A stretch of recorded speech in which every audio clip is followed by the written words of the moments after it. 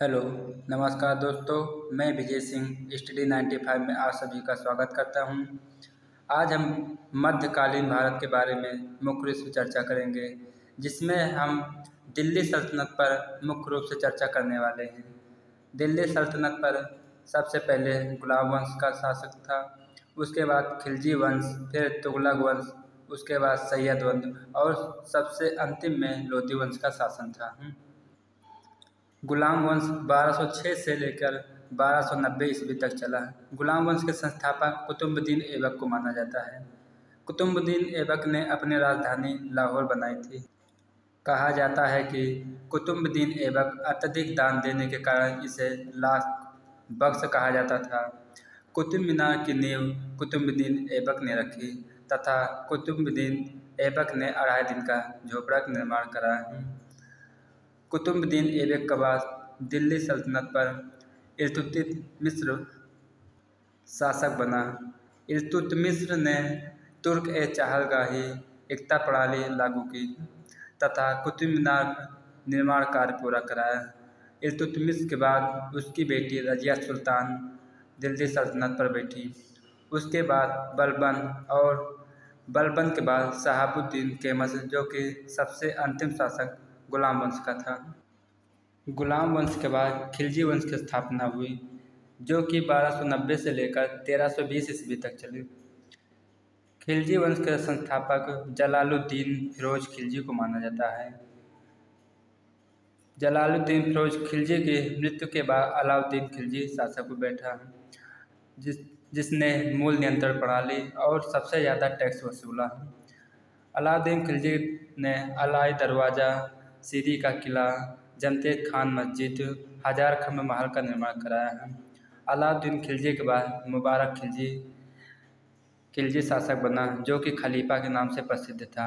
उसके बाद खुसरो खां को बनाया गया। खिलजी वंश के बाद तुगलक वंश की स्थापना हुई, जो कि 1320 से लेकर 1414 ईस्वी तक चला। तुगलक वंश की स्थापना गयासुद्दीन तुगलक को माना जाता है।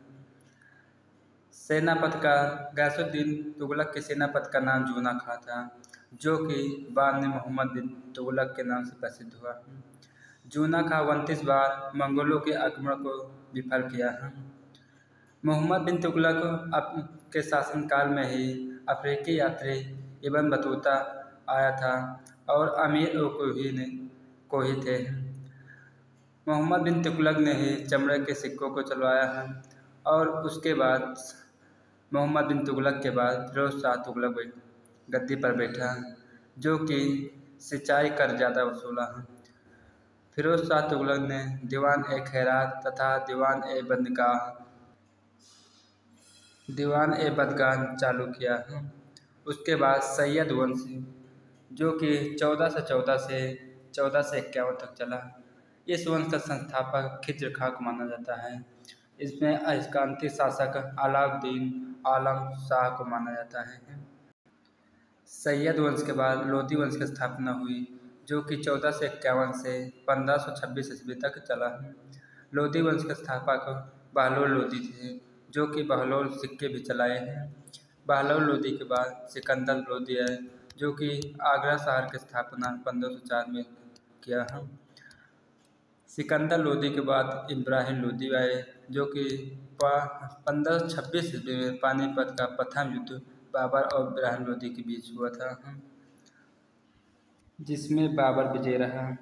दोस्तों, इसके आगे की चर्चा कल करेंगे, जो कि मुगल काल के बारे में चर्चा होगी। आइए इसमें से कुछ प्रश्न को देख लेते हैं। पहला क्वेश्चन है, रजिया सुल्तान किसकी बेटी थी? तो यह हो जाएगा इल्तुतमिश। दूसरा है, तराइन की पहली लड़ाई किसके बीच हुई थी? तो यह हो जाएगा मोहम्मद गौरी और पृथ्वीराज चौहान के बीच हुई थी। तीसरा नंबर है, निम्न में से किसकी पोलो खेलते हुए मृत्यु हो गई थी? तो यह कुतुबुद्दीन ऐबक था। आगरा की स्थापना किसके द्वारा की गई? तो यह सिकंदर लोदी हो जाएगा, 15 जो कि 1504 ईस्वी में किया था। लोदी वंश का अंतिम शासक कौन था? तो यह हो जाएगा इब्राहिम लोदी।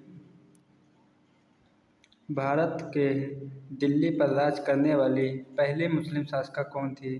तो यह हो जाएगा रजिया सुल्तान। यात्री इब्न बतूता कहाँ से आया था? तो यह मोरक्को से हो जाएगा। कुतुब मीनार का कार्य किसने पूरा कराया? तो यह इल्तुतमिश हो जाएगा। लाख बख्श के नाम से जाना जाता है कुतुबुद्दीन ऐबक को।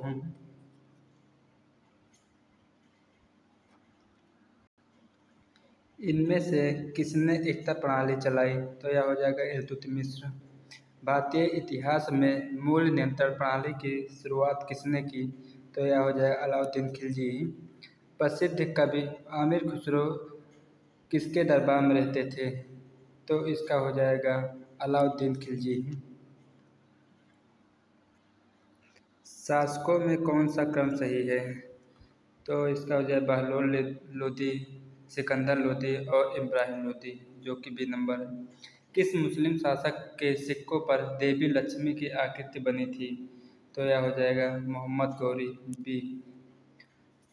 दोस्तों, अगर वीडियो पसंद आ रही तो हमारे चैनल को लाइक और सब्सक्राइब जरूर करें। धन्यवाद।